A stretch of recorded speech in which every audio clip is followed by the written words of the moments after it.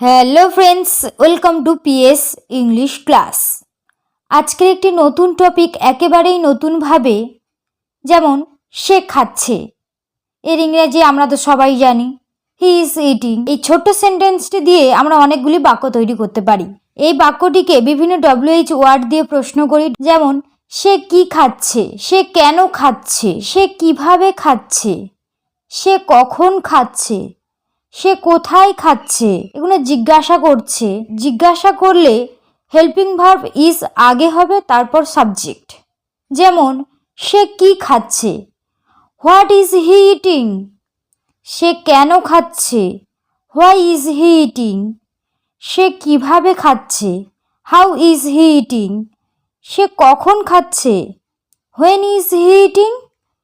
সে কোথায় খাচ্ছে, where is he eating.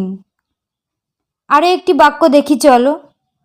তুমি লিখছো, তুমি কি লিখছো, তুমি কেন লিখছো, তুমি কিভাবে লিখছো, তুমি কখন লিখছো, তুমি কোথায় লিখছো। এগুলো তো আমরা প্রায়শই বলে থাকি। যেমন তুমি লিখছো, ইউ আর রাইটিং। তুমি কি লিখছো, হোয়াট আর ইউ রাইটিং। তুমি কেন লিখছো, হোয়াই আর ইউ রাইটিং। তুমি কিভাবে লিখছো, হাউ আর ইউ রাইটিং। তুমি কখন লিখছো, হোয়েন আর ইউ রাইটিং। তুমি কোথায় লিখছো, হোয়ার আর ইউ রাইটিং। টপিকটি ভালো লাগলে অবশ্যই লাইক, শেয়ার, কমেন্ট করতে ভুলবে না। অ্যান্ড প্লিজ চ্যানেলটি অবশ্যই সাবস্ক্রাইব করে রাখো এরকম নতুন নতুন টপিক আরও পেতে। Thank you.